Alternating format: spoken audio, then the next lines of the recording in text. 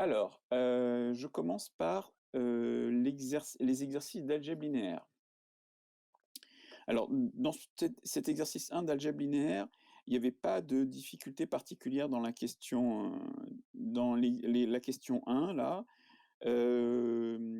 Petite remarque, ici on vous demandait: «La famille V1, V2, V3, V4 est-elle libre?» et dans le cas contraire, exprimez V4 comme combinaison linéaire de V1, V2, V3.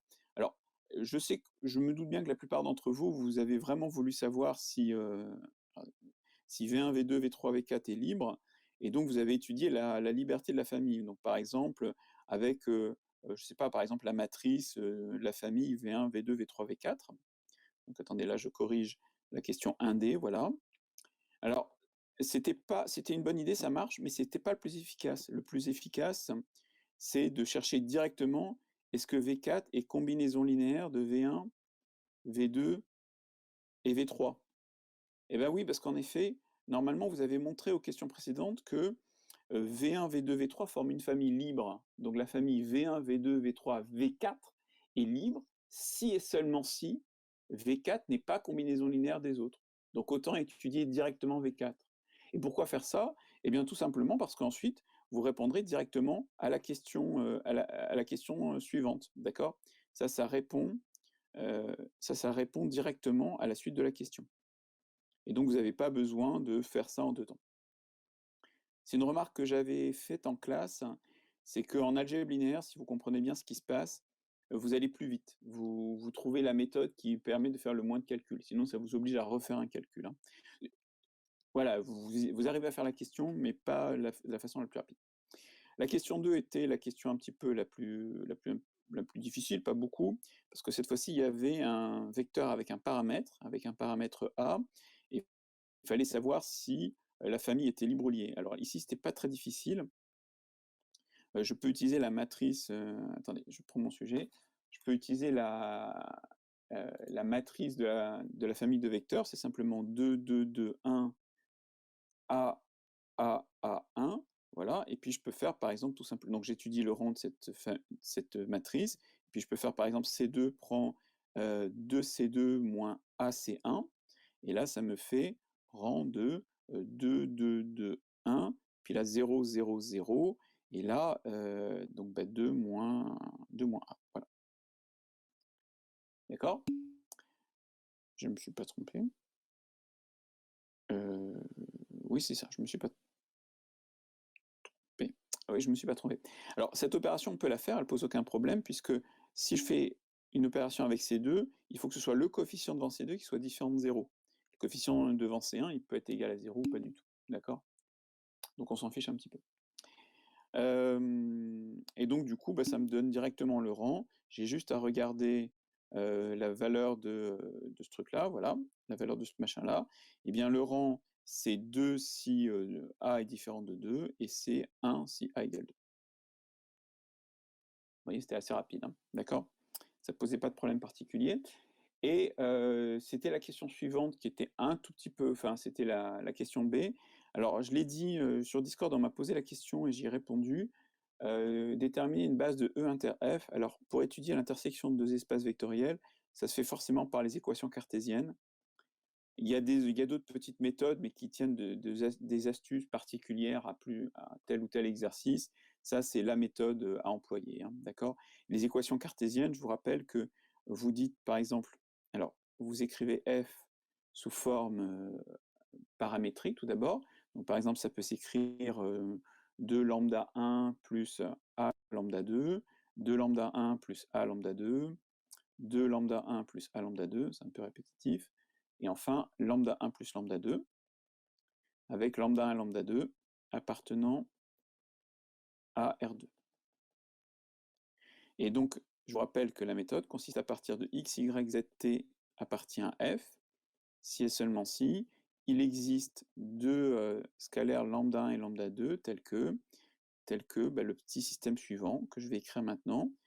Hop, voilà. 2 lambda 1 plus a lambda 2 égale x, 2 lambda 1 plus a lambda 2 égale y, 2 lambda 1 plus a lambda 2 égale z, lambda 1 plus lambda 2 égale t. Admet des solutions. Il peut en admettre plusieurs, hein. J'ai mis admet une solution, mais pas une unique solution. Et voilà, maintenant il n'y a plus qu'à résoudre ce système. C'était vraiment pas dur et beaucoup d'entre vous, vous êtes un peu pris la tête. Enfin, dans les questions qu'on m'a posées, j'ai vu pas mal de gens qui sont pas rendus compte que c'était vraiment très simple. Parfois ça m'arrive, hein. Voilà, et donc pour L4, ce que je peux faire 2 L4 moins L1. Voilà, et ça me fait, alors l'équation L1 bouge pas,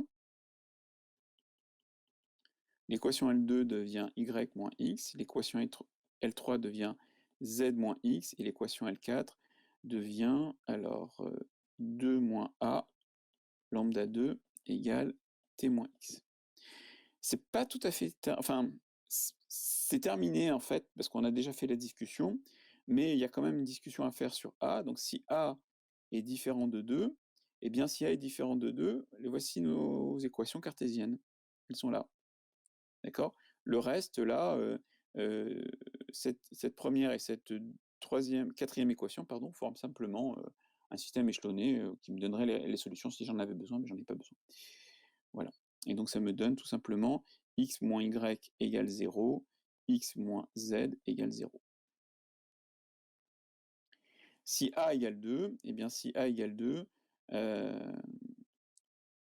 je rajoute à mes deux équations précédentes la dernière qui va donner simplement 0 égale t moins x. D'accord?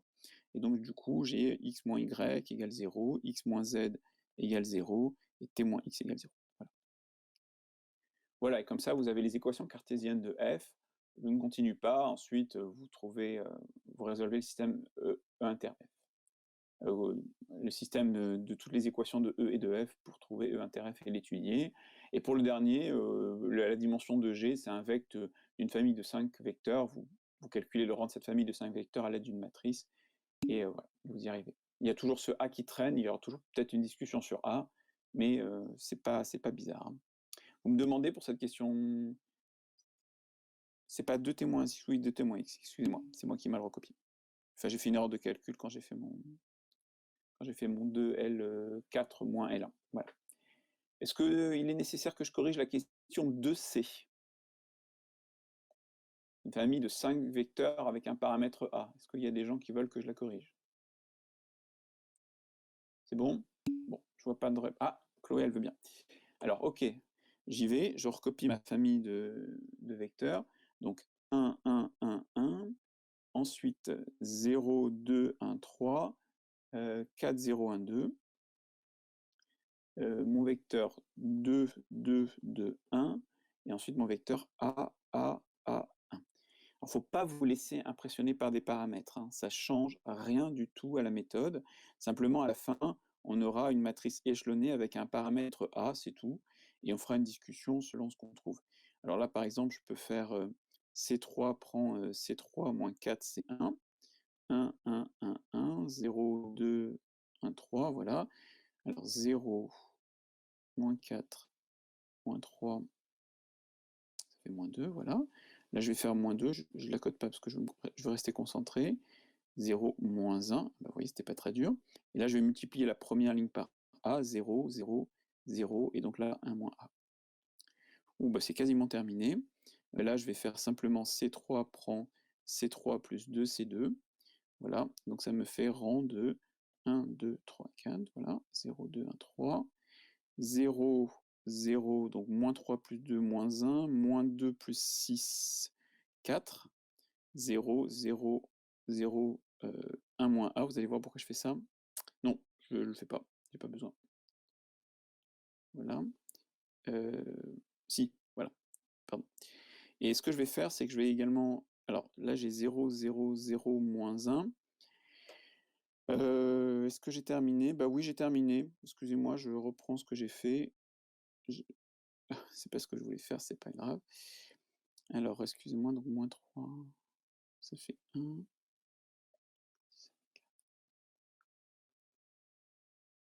Voilà. Alors, j'ai terminé, parce que ici, vous voyez que le rang de cette famille de vecteurs, c'est 4, d'accord?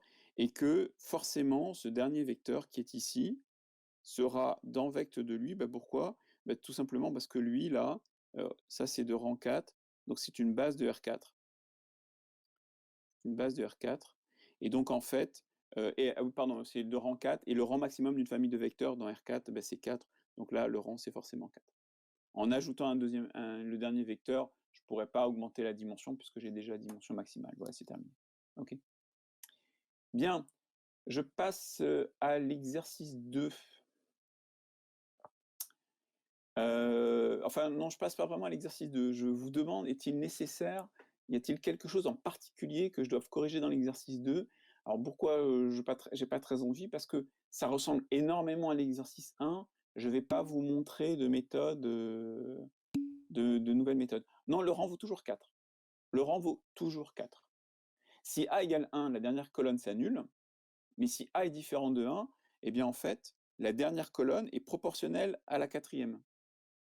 Vous voyez, si A vaut 2, par exemple, la dernière colonne, c'est la quatrième. Si A vaut 18 000, eh bien, la dernière colonne, elle sera proportionnelle à la quatrième. Donc en fait, voilà, la dernière, ça rien. OK. Alors, je saute l'exercice 2, sauf si vous me le demandez à corps et à cri. Je saute l'exercice 3 tout simplement parce que je le considère plutôt difficile et je vais... Voilà, exactement, c'est ce que je comptais faire, passer à l'exercice 4. Très bien. Si ça vous va, j'avais l'intention en fait aujourd'hui de corriger l'exercice 5 et en le révisant ce matin, je me suis rendu compte que j'avais déjà fait avec vous la majorité des méthodes de cet exercice 5, intégration par partie, signe d'une intégrale, somme, etc., etc. Ça termine sur une étude de somme qu'on a fait très classiquement. Vous avez le corrigé, on l'a déjà fait ensemble, je pense que vous allez vous en sortir. Par contre, dans l'exercice 4, on a fait pas mal de choses ensemble, mais je crois que j'ai quand même pas mal de choses à dire. Alors, on va plutôt corriger l'exercice 4, et dans la séance de questions qui terminera cette heure, vous pourrez me poser d'autres questions si vous le souhaitez. Alors, allons-y. Alors, dans cet exercice 4, on étudie une fonction définie par une intégrale, et les bornes de l'intégrale, enfin la variable x de la fonction sont dans les bornes de l'intégrale. Donc c'est toujours un petit peu délicat. Alors vous devez quand même comprendre, deviner ce qui se passe, un petit peu. La fonction sinus t sur t carré, je ne vais pas la représenter parce que je ne sais pas la tête qu'elle a, mais ce que je peux deviner, hein, c'est que, eh bien, c'est que là, hop, en 0, ici, là, en 0, il se passe quelque chose. D'accord? Alors là, dans mon dessin, elle a l'air d'être prolongée par continuité, mais peut-être pas. Peut-être qu'en 0, ma fonction, elle fait ça, elle tend vers l'infini, vous voyez? D'ailleurs, elle fera certainement pas ça, parce que sinus est négatif. Oui, c'est bon. Sinus est négatif, voilà, donc elle fera pas un truc comme ça. Elle fera plutôt... Elle pourrait faire plutôt quelque chose comme ça, voilà, hop. Et puis là, voilà, d'accord? Et donc du coup, je ne sais pas du tout ce qui va se passer en 0. Ok. Et l'autre chose que vous devez voir, parce que je vous l'ai expliqué, j'admets que c'est pas facile à comprendre, mais il faut bien comprendre, c'est que si x est positif, x et 2x sont tous les deux dans R+, et donc je vais intégrer ma fonction un peu bizarre entre x et 2x. Donc je vais l'intégrer dans R+. Ça, c'est si x est positif. Si x est négatif, ben, j'aurai 2x ici, j'aurai x là, mais j'aurai 2x, x, l'intervalle 2x, x, qui est entièrement inclus dans R- étoile. Donc l'intégrale est encore définie. Donc il n'y a pas vraiment de problème, il y a un problème calculatoire si je fais approcher, si je fais tendre x vers 0. Parce que comme par hasard, je vais faire à la question 1c. D'accord? Ah oui, Manon, alors pardon, Lina, vous me demandez pour la question 4, exercice 2. Alors, il s'est passé un petit quelque chose entre le moment où j'ai prévu le sujet et le moment où je le corrige. C'est le confinement généralisé, n'est-ce pas? J'avais prévu de faire le changement de variable avant qu'on corrige cet exercice-là. Vous avez besoin du changement de variable pour la question 2 et pour la question 5b. Donc on ne peut pas faire la question 2 pour le moment, d'accord? Alors je vais quand même la faire, ça vous montre... Enfin, je vais quand même la faire, mais pas aujourd'hui. Je la ferai quand on aura fait le changement de variable, par exemple demain, si vous voulez. Alors, je corrige quelques questions. Question 1A, je pense qu'avec une étude de fonction, vous en êtes sorti. La question 1A, il s'agissait de montrer que quel que soit t appartenant à R+, sinus t est inférieur ou égal à t. Bravo, excellent. Vous me faites très plaisir. Je voulais justement vous montrer cela et on l'utilise ensuite pour la suite de la question. Donc, je rappelle la méthode de Manon et qui est tout à fait adaptée à ce chapitre, c'est que vous pouvez partir de, alors pas costé, je vais vous montrer pourquoi je prends pas costé. Je vais prendre un cos U, voilà. Je vais partir de cos U qui est plus petit que 1, quel que soit U appartenant à R+. OK? Et je vais intégrer cette relation-là entre 0 et t, voilà, cos U du, qui est plus petit que l'intégrale entre 0 et t de 1 dt. OK? Et je peux le faire car t est positif, donc mon intégrale est dans le bon sens. Et c'est vraiment sympathique puisque la primitive de cos U, c'est simplement sinus U, à prendre entre 0 et t. 1, bah, c'est simplement... alors pardon, j'ai mis dt, parce que j'ai pas fait gaffe. Pas dt, hein, c'est du. Voilà. Donc c'est U entre 0 et t. Et puis bah, j'intègre, ça me fait sinus t moins sinus 0 qui vaut 0, inférieur ou égal à t moins 0 qui vaut 0. OK? Et en plus, ce qui est sympa, c'est qu'on peut continuer. Je vais continuer à intégrer. Donc je l'ai écrit avec un U. Voilà. Pourquoi j'écris avec un U? Parce que j'intègre ensuite avec une borne qui dépend de t. OK? Et toujours car t est positif, c'est-à-dire parce que hein, t est au-dessus de la borne qui est là. Donc ça ne change pas le sens de l'inégalité. Et on continue, on intègre. Donc ça me fait cette fois-ci du moins cos t. Je suis pas... Ah, décidément, j'ai envie de mettre du t alors que c'est du u. Voilà. C'est du moins cos u à prendre entre 0 et t qui est plus petit que 1 demi de u carré entre 0 et t. Puis ça me fait quoi? Ben, ça me fait moins cos de t plus 1 inférieur ou égal à 1 demi de t carré. Ok? Ça me fait une nouvelle inégalité, à savoir, on peut l'écrire de plusieurs façons, mais je vais garder mon moins cos t. Donc moins cos t inférieur ou égal à moins 1 plus 1 demi de t carré. J'espère que je ne me suis pas trompé. Ok? Et puis, je vais intégrer... Oui, bien sûr.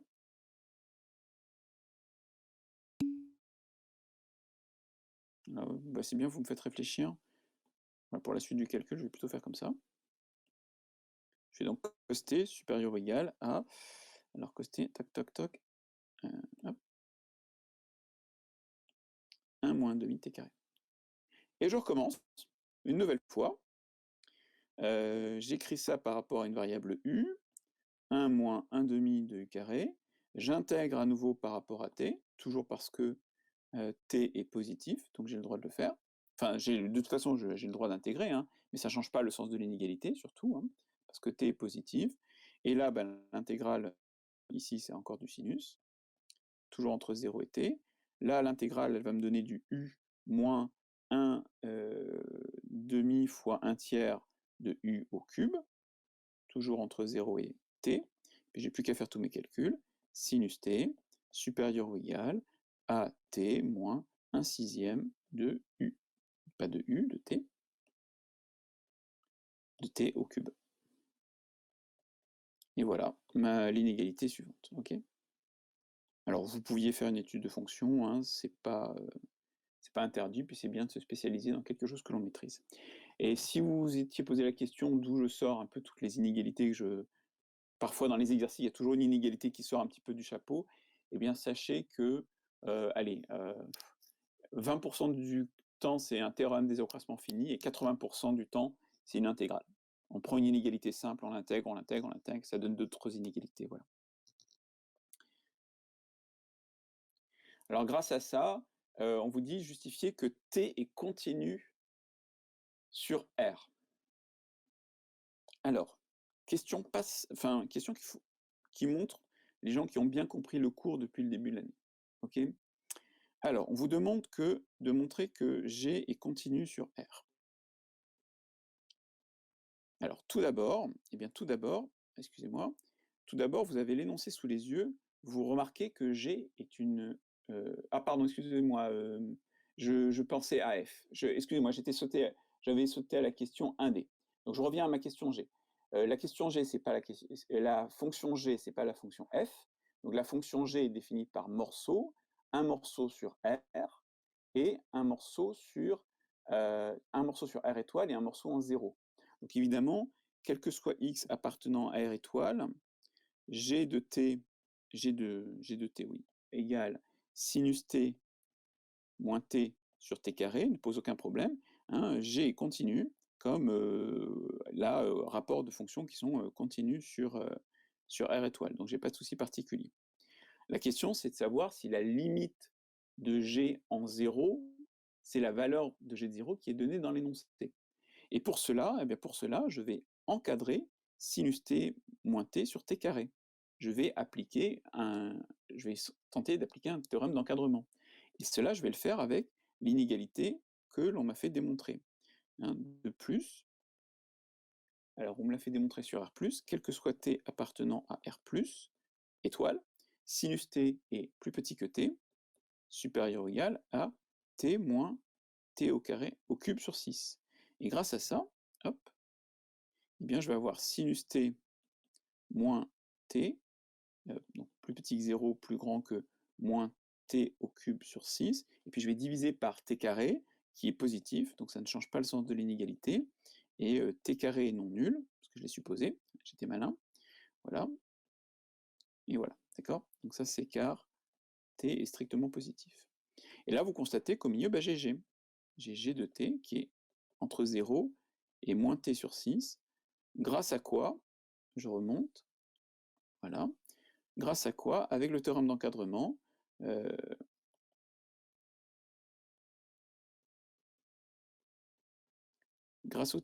avec le théorème d'encadrement, j'ai g de t qui tend vers 0 lorsque t tend vers 0.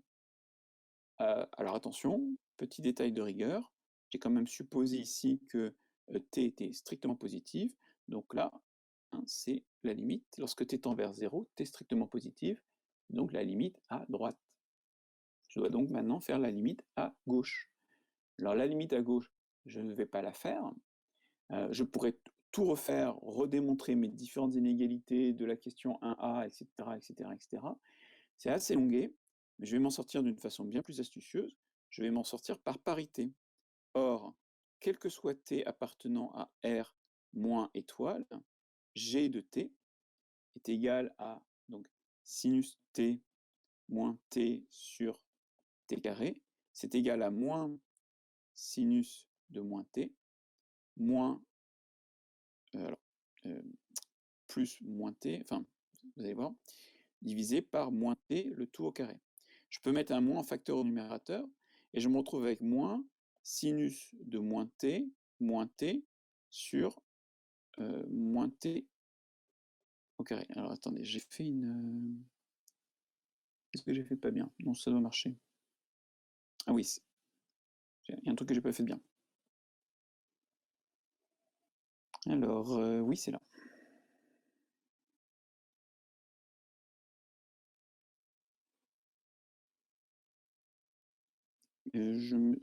Oui, c'est ça, pardon. Voilà, je l'ai trouvé, j'ai trouvé ma petite... c'est juste que je me suis déconcentré, là, voilà. Donc là, c'est moins t, comme ça, voilà. D'accord? Et donc je remarque que ça me fait moins g de moins t. Alors pourquoi je fais ça? Eh bien parce que la limite de g de t lorsque t tend vers 0 par valeur négative, ce sera la limite de quand u tend vers 0, u positif, de moins g de u. Et qu'est-ce que j'ai fait de là à là? Eh bien j'ai posé u égale moins t. D'accord? Et cette limite-là, je la connais, c'est moins 0, c'est-à-dire c'est 0. Comme j'ai à la même limite à gauche et à droite en 0, j'en déduis que G est continu en 0. Alors, pardon, je reprends. Donc, limite en 0 plus de G égale limite en 0 moins de G égale G de 0. Et ben voilà, G continue en 0.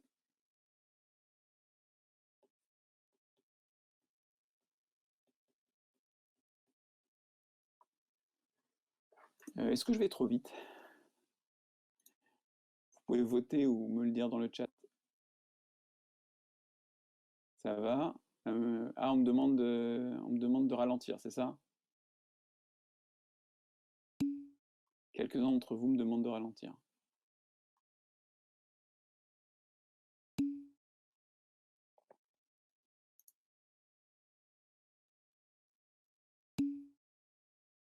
Ah, désolé, excusez-moi. Comme je suis tout seul et que je suis tout seul devant mon écran, je me rends pas compte si ça va trop vite.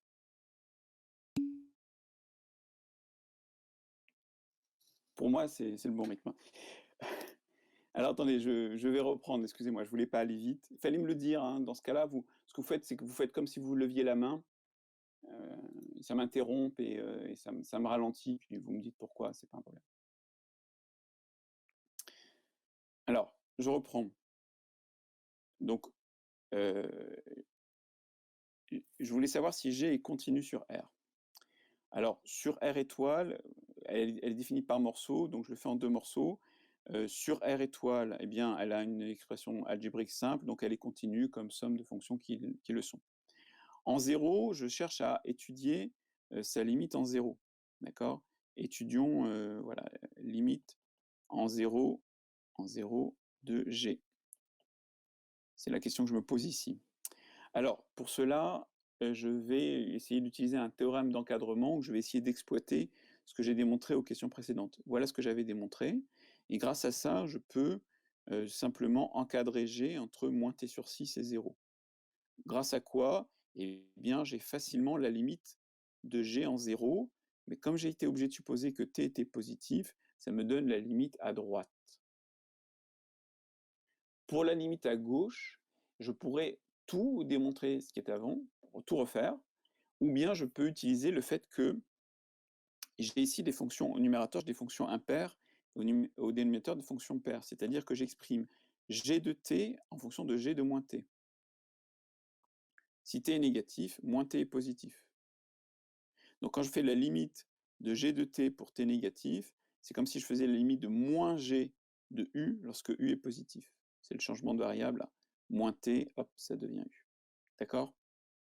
La limite ici, à droite, c'était 0. Donc la limite à gauche, ce sera moins 0, c'est-à-dire 0. Et donc je constate, limite à gauche égale limite à droite égale g de 0. Vous devriez me pouvoir faire des grands gestes devant mon écran, comme si j'étais en cours, ça vaut le déplacement.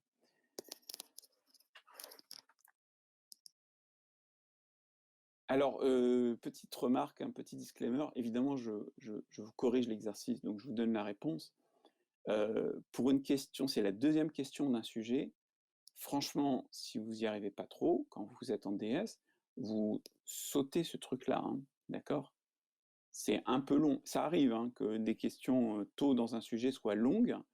Si ça vous panique, vous sautez. Ou vous ne sautez pas parce que ça doit rapporter des points. Les questions longues, un peu difficiles, elles rapportent des points. Mais il faut savoir reconnaître, même au début d'un sujet, quand une question est un peu longue. Alors je continue. Montrer que la limite quand x tend vers 0 de l'intégrale de x à 2x de g de t dt est égale à 0. Alors c'est vraiment très facile, il n'y a rien à dire. L'intégrale de x à 2x de g de x de g de t dt, pardon, eh bien c'est simplement une primitive de g que l'on prend entre x et 2x, avec g, grand G, une primitive de petit g. Et cette primitive, elle existe car petit g est continu, car petit g continue sur R. On l'a démontré à la question précédente, on l'a démontré à la question 1b. Ok? Et donc du coup, ça je peux l'écrire g de 2x moins g de 0. Alors ce qui se passe, et là, moins g de x, pardon, et ce qui se passe, c'est vraiment tout à fait évident, c'est tout simplement que grand G est dérivable sur R, donc continue sur R. Et quand je vais faire g de x, que je vais le faire tendre vers 0 lorsque x tend vers 0, voilà, hop, g de x, lorsque je vais faire tendre x vers 0, ça va tendre vers g de 0, grand G de 0. Pareil pour grand G de x, tend vers grand G de 0 lorsque x tend vers 0. Et résultat des courses, eh bien, l'intégrale de x à 2x de g va tendre vers g de 0 moins grand G de 0 moins grand G de 0, c'est-à-dire vers 0. lorsque x tend vers 0. C'est très très simple. Ou alors, vous pouvez dire que ça va être intégrale de 0 à 0 de g de t dt. Le plus important, vous pouvez rédiger ça de plein de façons, le plus important, c'est qu'à un moment donné, vous utilisiez bien proprement l'hypothèse que g est continu sur R. Ok? Là, le calcul qu'on est en train de faire, ne marche pas avec f. J'en viens justement à la question que je voulais corriger, la question 1D. Ben, avec la question 1D, regardez ce qui se passe. Vous avez f de x qui est l'intégrale de x à 2x de sinus t sur t carré dt. Voilà. Alors, je fais juste une remarque. La remarque, c'est que en 0, sinus t sur t carré, en 0, c'est équivalent à t sur t carré. C'est-à-dire que c'est équivalent à 1 sur t en 0. Pas de limite. À gauche, la limite, c'est moins l'infini. À droite, la limite, c'est plus l'infini. Pas de limite. Donc là, si je fais ma fonction sinus t sur t carré, en 0, elle ressemble à ça. Et donc, ce qui se passe, c'est que quand je vais intégrer de x à 2x, eh bien cet intervalle-là, il va tendre vers 0. Cette hauteur-là, elle va tendre vers plus l'infini. L'air, là, sous la courbe, là, ben, je ne sais pas trop ce que ça va faire, moi. D'accord? Il y a vraiment un problème indéterminé. Je ferai un plus beau schéma plus tard. Donc la limite de f en 0 n'est pas triviale du tout. Mais on va utiliser bien sûr la question C. Nous avons, alors avec la question, avec un C, nous avons que l'intégrale de x à 2x de sinus t moins t sur t carré dt, celle-là on connaît sa limite, mais on sait aussi que c'est intégrale de x à 2x de sinus de t sur t carré moins intégrale de x à 2x de 1 sur t dt. J'ai coupé mon intégrale en deux. Et ça, c'est quoi? Eh bien, c'est f de x. La première, c'est juste f de x, c'est sa définition. Et la deuxième, eh bien, je peux la calculer parce que je connais la primitive de 1 sur t, c'est log. Ça fait log de t entre x et 2x. Vous voyez? Et donc, du coup, je me retrouve avec f de x moins log de 2x moins log de x, comme ça, avec des parenthèses. Et donc, ça fait f de x moins log de 2. Et bien, regardez, j'ai terminé.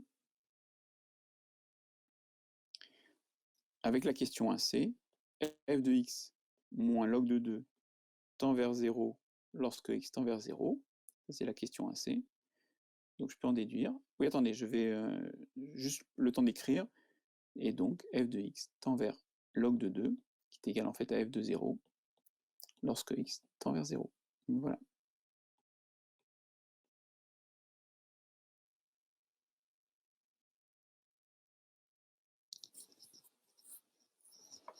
Pas du tout une question simple, tout cet enchaînement. Hein. Un A, un B. Alors, un A, c'était pas très dur, mais un B, un C, un D, vraiment pas simple. Ça vaut le coup de le bosser. C'est tout à fait au programme. Il y a plein de choses à comprendre, à apprendre.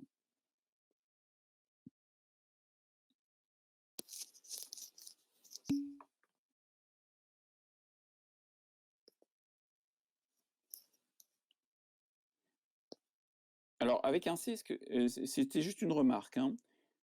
Ce que je fais, c'est que là, ça, c'est l'intégrale de la 1C, là, qui apparaît dans 1C, parce que ça, c'est G de T, hein, d'accord?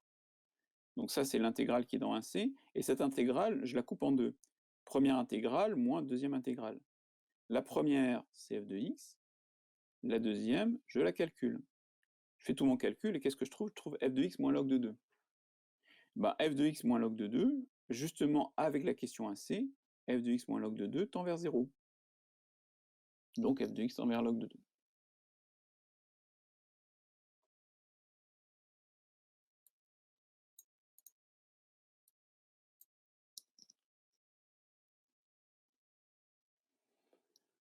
Normalement, vous avez été capable, sans trop d'aide, de faire les questions 3A, 3B.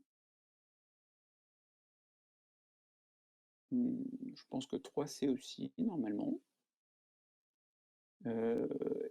enfin 3D. Normalement, vous deviez... Voilà, c'est ça. Normalement, vous pouvez faire l'enchaînement de questions parce qu'on l'a déjà fait ensemble. Je vais le corriger, mais vous allez avoir normalement une impression de redite. Je corrige ça assez brièvement, vous avez le corrigé bien propre, hein, donc je vais un petit peu vite. Alors, montrer que f est dérivable, bon, c'est pas très dur parce que f de x, je peux l'écrire comme, je sais pas, par exemple, je vais l'appeler grand H de 2x moins grand H de x avec grand H, une primitive de la fonction qui a t associe sinus t sur t carré. Alors le problème, bien sûr, c'est l'intervalle, hein. Là, je vais supposer x positif, voilà, et donc h, une primitive de cette fonction-là, sur r plus étoile. Il faut que je recommence sur r moins étoile. Alors, h étant une primitive, h est dérivable, donc petit f aussi. Et voilà, je viens de montrer que f est dérivable sur 0 plus l'infini. Et puis on recommence, idem pour x négatif. Et on a f qui est dérivable sur moins l'infini 0. Calculer f' de x pour tout réel x non nul, eh bien j'ai juste à calculer, à prendre mon expression qui est ici, hein, puis je la dérive par rapport à x, et ça me fait, quel que soit x positif, f' de x égale 2h' de 2x. On ne me demande pas d'où sort ce 2, ou alors ça veut dire ceux qui me demandent, c'est ceux qui n'ont pas compris avant. C'est pas bien, il faut comprendre du premier coup, on vous l'a déjà dit. Et la dérivée de grand H, eh bien la dérivée de grand H, c'est sinus de t sur t carré. Donc là, je vais mettre sinus de x, excusez-moi, j'ai oublié le prime, voilà. Sinus de x sur x carré, et la sinus de 2x sur 2x au carré. Voilà, avec un moins entre les deux. On recommence sur R-, et comme par hasard, en fait, on ne recommence pas vraiment, parce qu'on va retrouver vraiment le même résultat, c'est le même calcul, et on retrouve la même chose. Ok. Alors j'aurais pu simplifier quand même les deux, mais j'ai pas envie de trop simplifier parce que je sais pas ce qu'on va me demander après.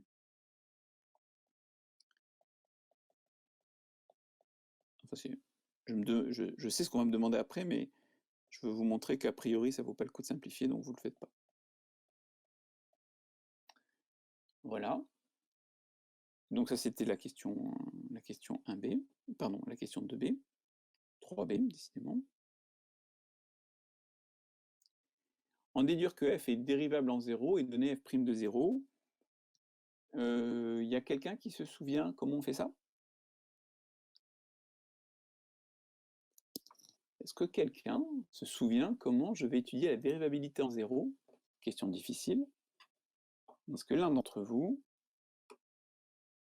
par hasard, a un petit souvenir de la façon...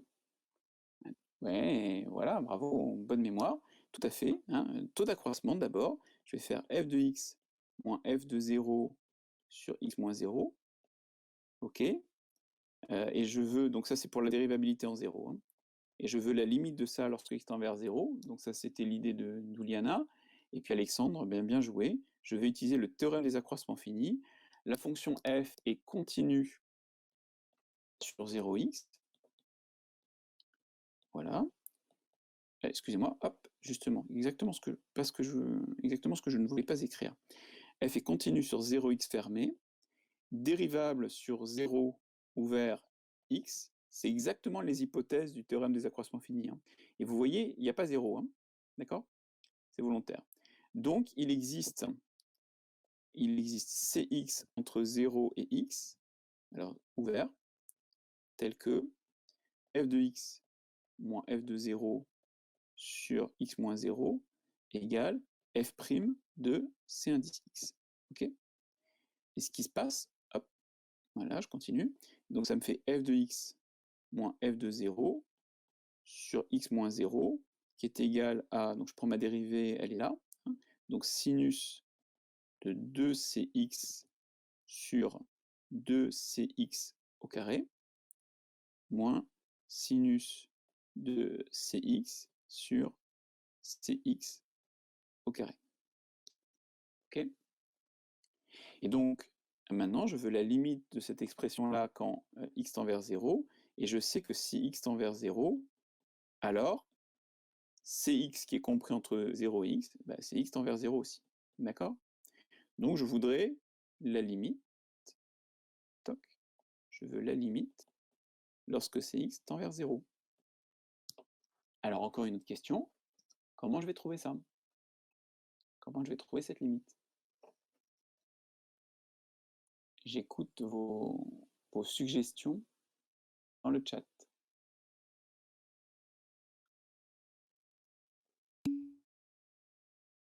Ouais, petit o, ouais. Vous l'avez fait avec des petits o, Alix?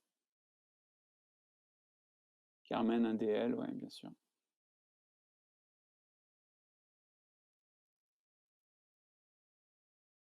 Une autre chose?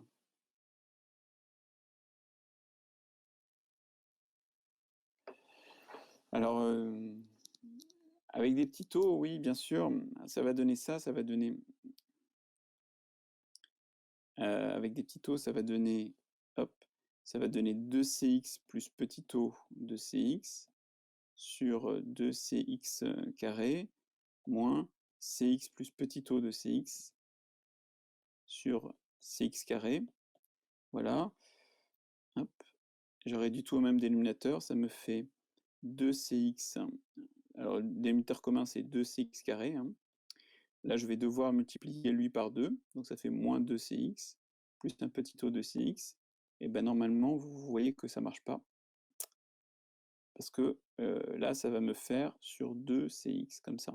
Enfin, voilà, ça simplifie, 2cx carré. Et donc, c'est un petit o de 1 sur 2cx. Et là, c'est une forme indéterminée. Parce qu'au numérateur, ça tend vers 0, et le dénominateur tend vers 0 aussi. Donc, cette méthode-là ne marche pas. Alors, une autre méthode, quelqu'un d'autre? Alors ici, en fait, ce qu'il fallait faire, je ne vais pas le faire, je ne sais plus comment j'ai fait dans le corrigé d'ailleurs, il faudrait que je regarde. Je ne sais pas, parce que, en fait, ce qui se passe, c'est que si on avait fait le chapitre sur les développements limités, on aurait une magnifique méthode pour faire ça, qui ne nécessiterait quasiment aucun calcul. Est-ce que par hasard... Ah oui, c'est vrai, dans le corrigé, j'ai utilisé une astuce. Ah oui, d'accord. Ok, bon. Je pensais, là, j'étais parti pour faire autre chose. Donc vous regarderez dans le corrigé, j'ai utilisé une petite astuce, c'est que j'ai donc, je reprends, hein, j'ai donc f, excusez-moi, j'ai f' de cx, voilà, qui est égal à sinus de 2cx sur 2cx carré moins sinus de cx sur cx carré, et je vais réduire, alors je réduis tout au même dénominateur, et là au numérateur, le sinus de 2cx, je vais l'écrire 2 cosinus de cx sinus de cx sur 2cx carré moins sinus de cx. Voilà. Le tout divisé par cx carré, les deux se simplifient, et donc ça va me faire tout simplement au numérateur sinus de cx cosinus de cx moins 1 sur cx carré. Et là, je vais réutiliser vos petits o, vos dl. Hein. Bon, c'était quand même l'idée, c'était ce qu'il fallait faire, mais il fallait s'en sortir. Ça donne donc du coup, même pas d'ailleurs, tenez, je vais le faire par un équivalent, une fois n'est pas coutume, ça marche tout de suite. Ça va faire cx, cosinus cx moins 1, je connais un équivalent, c'est moins 1 demi de cx carré, le tout divisé par cx carré, voilà. Donc ça se simplifie, ça me fait équivalent moins 1 demi de cx, et c'est bon, ça tend vers 0 lorsque x tend vers 0. Donc f dérivable en 0, voilà, et f' de 0 égale 0.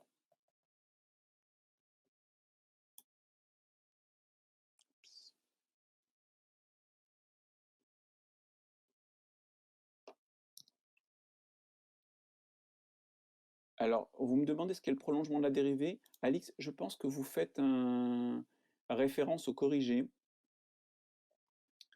que je n'ai pas modifié. En fait, c'est un théorème qui était au programme de BCPST et qui n'est plus au programme. Et voilà, comme j'ai donné ce sujet il y a longtemps, j'ai oublié de relire mon corrigé et d'adapter ce point-là. Donc c'est pas au programme. C'est un résultat qui n'est pas au programme. Voilà. En fait, ce qui est au programme, c'est la méthode que je vous présente en ce moment, d'utiliser le théorème des accroissements finis. À chaque fois que je vous fais faire ça, en fait, c'est avant, je faisais le théorème de prolongement de la dérivée, et maintenant, je fais différemment. Donc là, vous avez la réponse. La réponse attendue, elle est là, sous vos yeux. Oui, je refais un point. Alors, je vais d'abord effacer ce qui ne marche pas. Voilà, hein, pour ne pas perdre de temps avec ça. Alors, je vous rappelle que le principe pour savoir si la fonction est dérivable en 0, c'est donc d'étudier le taux d'accroissement, ok, et je veux la limite de ce taux d'accroissement ici lorsque x tend vers 0. Alors, pour étudier ce taux d'accroissement, ce que je vais faire, c'est que je vais utiliser le théorème des accroissements finis. Je sais que ce taux-là est égal à f' de c indice x avec c indice x entre 0 et x. Et donc, j'ai décalé le problème. Au lieu de trouver la limite de ce terme-là lorsque x tend vers 0, j'en viens à trouver la limite de ce terme-là lorsque cx tend vers 0. C'est pas beaucoup plus difficile, c'est juste une autre expression dont je cherche la limite. Mais au moins, celle-là, elle est explicite, d'accord? Donc, j'ai peut-être une chance d'y arriver. Et comment je vais y arriver? Alors ici, j'ai utilisé un petit peu de trigonométrie. J'ai utilisé le fait que sinus de 2cx, c'est 2 cosinus fois sinus. Et ensuite, en réduisant tout au même dénominateur, qui est ici, eh bien, je m'en suis sorti. Donc là, j'ai fait un calcul d'équivalent, mais vous pouvez faire un calcul de petit taux, il est absolument identique. Et je trouve équivalent à moins 1 demi de cx qui tend vers 0 lorsque x tend vers 0. Je vous rappelle, hein, si depuis tout à l'heure vous ne suivez pas, que comme cx est entre x et 0, eh bien dire que x tend vers 0, ça revient à dire que, que x tend vers 0, le fait que x tend vers 0 entraîne que cx tend vers 0. Donc c'est pour ça que en fait, ça m'était un peu égal. Voilà, ça nous fait une question qui était pas simple, hein.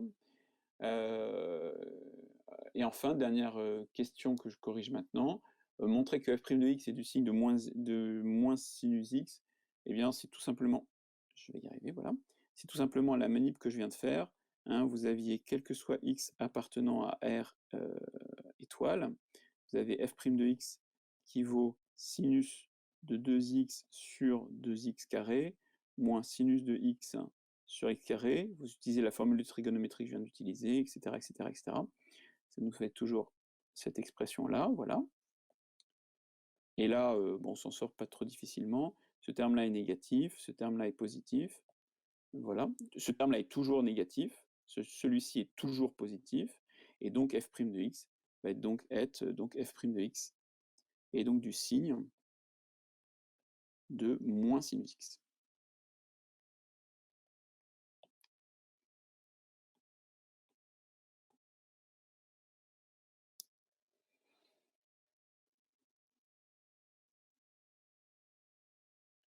Alors, il me reste peu de temps, je vais quand même continuer sur le corrigé du DS, parce que il y a une question que je voudrais qu'on aborde ensemble.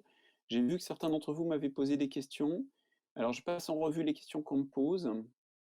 Je vais les noter. Je fais ça parce que, comme ça, vous voyez si les questions vous intéressent et vous restez un petit peu après quand l'heure va passer. Sinon, sinon, vous pouvez partir si vous voulez lorsque l'heure va sonner. Alors, on me pose une question sur...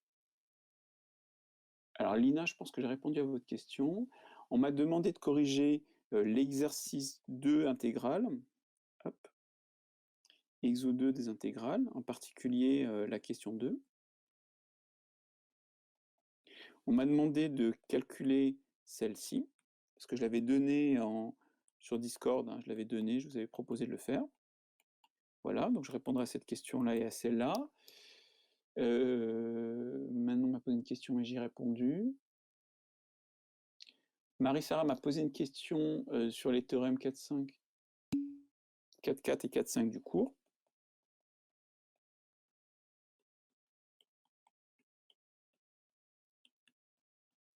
Je regarderai. Hop, je continue. Je passe en revue les questions.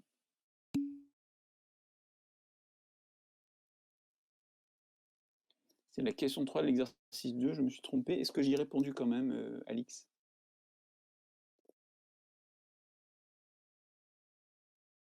Oui, d'accord. j'ai compris. Non, pardon, pas de question. Ok, très bien.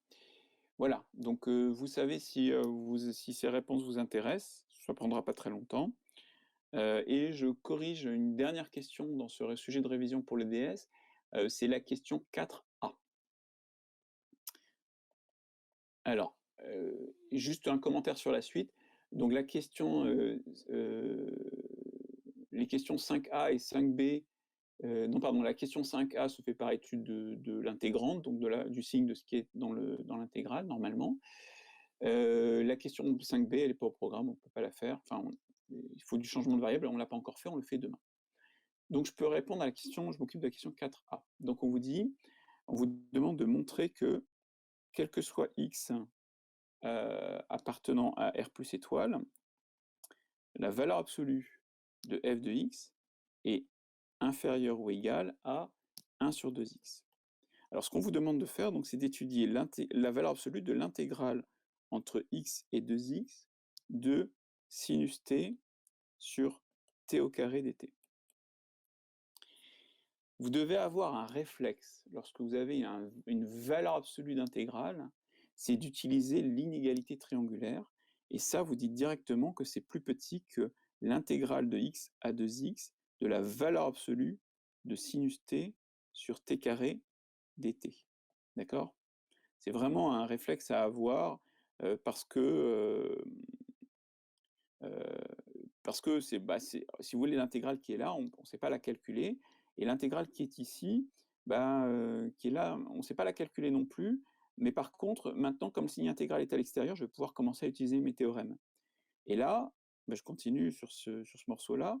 Ici, ce qui se passe, c'est que t carré est un réel positif, donc je peux le sortir de la valeur absolue, il ne m'embête pas.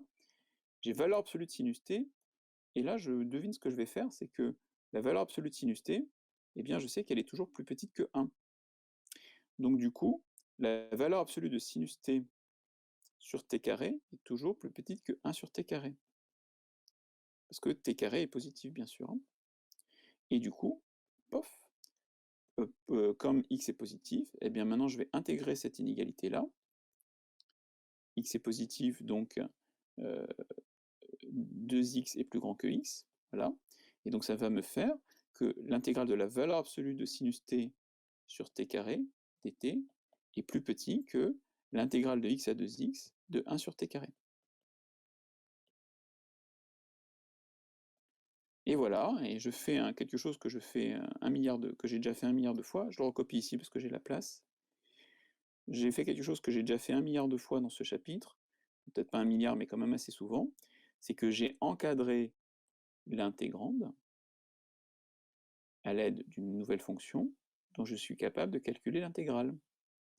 Et ça me donne un encadrement sur l'intégrale. D'accord?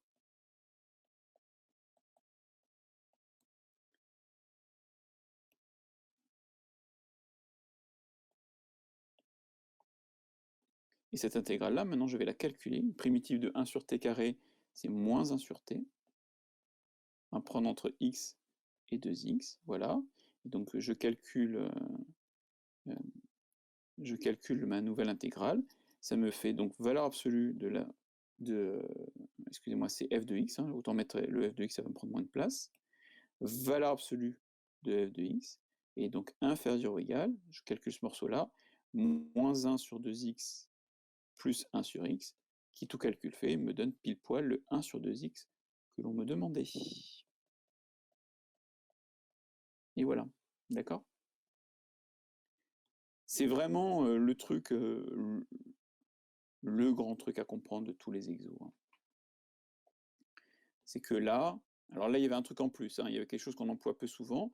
Vous aviez la valeur absolue de l'intégrale qui est plus petit que l'intégrale de la valeur absolue, et maintenant il faut trouver un encadrement de cette fonction-là par une fonction simple, ce que j'ai fait ici, pour pouvoir intégrer, quand je prends l'intégrale, du coup, cette intégrale-là, je peux la calculer. Okay, je vous remets le résultat, voilà. Et voilà, on va s'arrêter là. Je vais faire la question 4b, elle prend 3 secondes, avec l'inégalité précédente. Vous utilisez un simple théorème des gendarmes, donc f de x tend vers 0 lorsque x tend vers 0, car 1 sur 2x tend vers 0, lorsque x tend vers, pas 0, pardon, plus l'infini.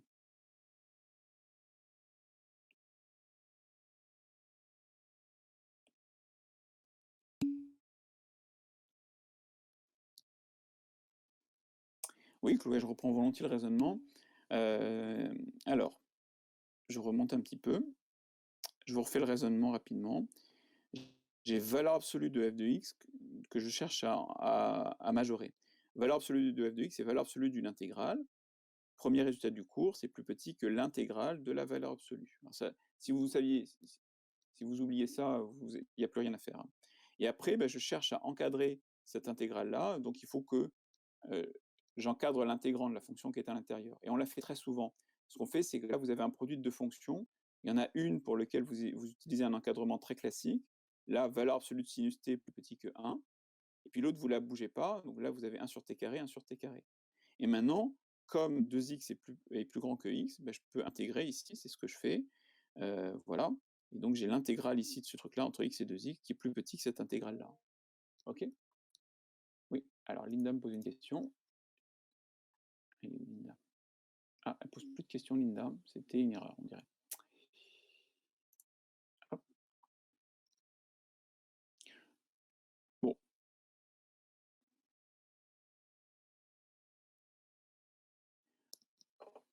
Voilà, l'heure est finie. Si vous partez, je ne suis pas choqué. De toute façon, je n'étais pas choqué avant non plus. Et je reprends les questions que l'on m'a posées. Alors, d'abord le cours. Alors, théorème 4.4 et 4.5 du cours. Alors, attendez, je vais prendre mon résumé de cours sur l'intégration et on va voir ça tout de suite. Théorème 4.4 et 4.5. Ah non, mais je ne vais pas répondre à la question maintenant. C'est des questions sur le changement de variable. C'est ça. Alors, je suis désolé, cette question-là, je ne vais pas y répondre maintenant. Vous préparez ça pour demain. Vous avez une vidéo à regarder. Je vous ai mis le lien de la vidéo où j'essaie de vous expliquer le changement de variable. Vous suivez bien le lien, vous essayez de faire ce que je vous propose de faire à la fin. Si vous avez du mal, c'est pas très grave. En fait, le changement de variable, c'est compliqué à expliquer, mais c'est facile à faire. Et c'est vraiment compliqué à expliquer, vous pouvez me croire. Et vraiment, c'est pas très difficile à faire. Donc, préparez ça, concentrez-vous un petit peu lorsque vous regardez les vidéos, papier, crayon. Il y a 2 exemples à la fin, vous essayez de les faire. Et puis, on en reparle demain et je vous expliquerai effectivement pourquoi il y a des t à un moment donné, des x à un autre moment, etc., etc. Je vous expliquerai tout ça. Effectivement, c'est une bonne question, mais c'est un petit peu en avance, donc je ferai ça demain. Je vous propose de passer à l'exercice 2. Alors dans l'exercice 2, il y avait la question 3, c'était une intégrale qui posait un petit problème de définition. Je vous avais dit, vous calculez l'intégrale de epsilon à x de t log de t dt, puis ensuite faites tendre epsilon vers 0. OK. Ça se fait par une intégration par partie. L'intégration par partie, on va avoir envie de dériver log de t, parce qu'intégrer, on peut, mais dériver, c'est tout simple, c'est 1 sur t. On espère que ça va simplifier. Et donc, on va vouloir intégrer la fonction t. OK. Donc, l'intégrale de la fonction t, on peut prendre 1 demi de t carré, on pourrait prendre autre chose. Mais ça c'est très bien. Je fais mon calcul. 1 demi de t2 log de t de epsilon à x, moins intégrale de epsilon à x, de, je vous rappelle, le produit des deux fonctions là qu'on vient d'introduire, donc de ces deux-là. Voilà, et ça me fait du 1 demi de t dt. Vous voyez, c'est vraiment pas dur à faire.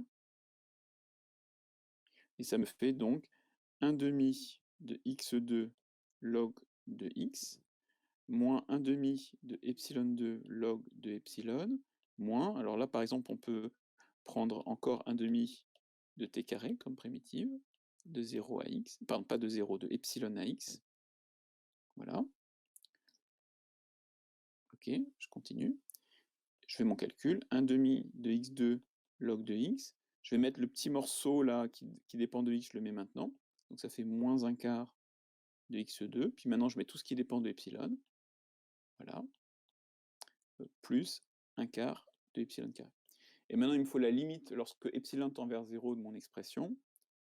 Pour ceux qui sont là, la limite de ce truc-là, lorsque epsilon tend vers 0, c'est quoi? Limite de ce morceau-là, lorsque epsilon tend vers 0, vous la connaissez, hein. 0, 0 encore, 0 toujours, encore un 0.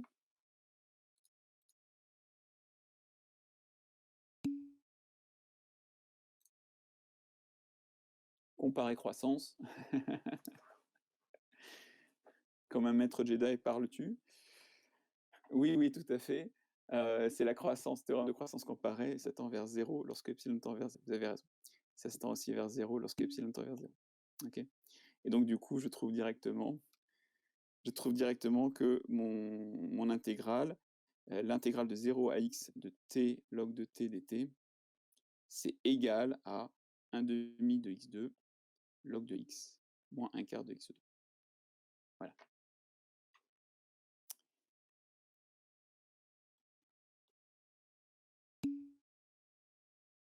Oups.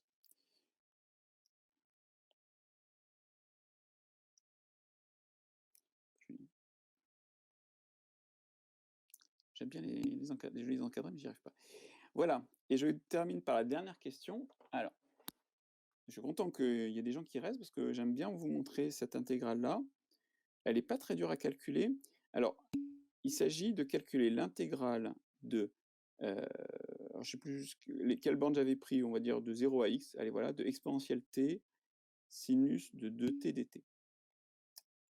Alors, oui, la fin de la question, bien sûr. Lorsque vous avez une intégrale qui mélange des exponentielles et des sinus, il y a une méthode, il y a 2 méthodes en fait. Il y a une méthode, j'adorerais que vous adoriez cette méthode, mais je pense que vous n'allez pas beaucoup l'aimer, qui utilise la formule d'Euler. Je ne vais pas la faire maintenant parce qu'on n'a quand même pas des masses de temps, mais ça marche assez bien. J'aurai l'occasion, je pense, j'aurai l'occasion de la faire, presque sûr. Il y en a une autre que je trouve assez spectaculaire, qui consiste à utiliser une intégration par partie. Alors, c'est pas très grave ce que vous décidez de dériver ou d'intégrer. Par exemple, je vous propose, on va dériver la fonction sinus de t.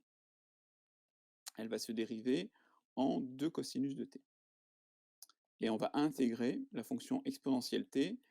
Bon, c'est magique, c'est toujours elle-même. Ok. Alors quand on fait ça, le début du calcul n'est pas méchant, donc ça me fait exponentielle t sinus de t, à prendre entre 0 et x, moins intégrale de 0 à x, les 2 nouvelles fonctions que j'ai introduites, à savoir exponentielle t, là, cosinus de cosinus de t. Voilà. Bon. Alors évidemment, le problème, c'est qu'on a l'impression qu'on arrive à une nouvelle intégrale ici qu'on ne sait pas calculer non plus. Et bien, on va recommencer, on va faire une deuxième intégration par partie. Pour la deuxième intégrale. Et on va la faire exactement dans le même sens. C'est-à-dire que là, j'ai dit que je dérivais sinus de t, ben je vais dériver cosinus de t. Alors là, normalement, si on était en classe, j'entendrais un « Ah oui, mais monsieur, ça va redonner la même chose, quoi ». Bah non, ça va pas redonner la même chose. Il faut vraiment le faire pour s'en convaincre. Excusez-moi, je pose mes fonctions, donc je vais refaire la même chose. Je vais pas les appeler U et V parce que c'est pas U et V, donc je vais les appeler, je sais pas, U2 par exemple, hein. Donc U2 de t et V2 de t. Donc V2 de t, j'ai dit que je prenais cosinus de 2t, qui va se dériver en V'2 de t, c'est-à-dire 2 cosinus, pardon, hop, moins 2 sinus de 2t, voilà. Et puis là, je l'appelle U2 de t. Hop. Alors c'est pareil, c'est U, hein, je suis d'accord, hein, c'est pas grave. Mais c'est pour bien montrer que je fais une autre intégration par partie avec d'autres fonctions et tout. Et puis maintenant, je vais tout mettre ensemble.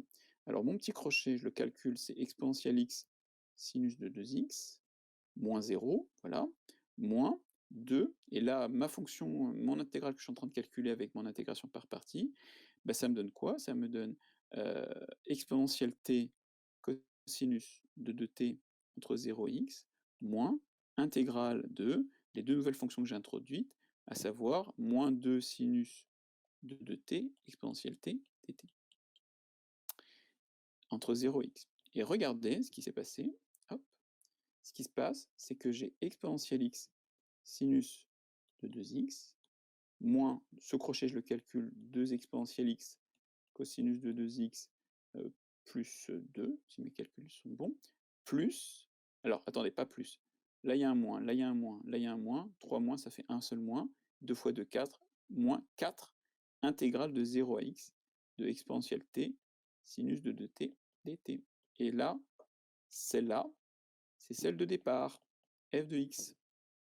Et regardez, j'ai f de x qui est égal à plein de trucs, moins 4f de x. Et ce moins 4f de x, je vais le passer de l'autre côté, ça va me faire 5f de x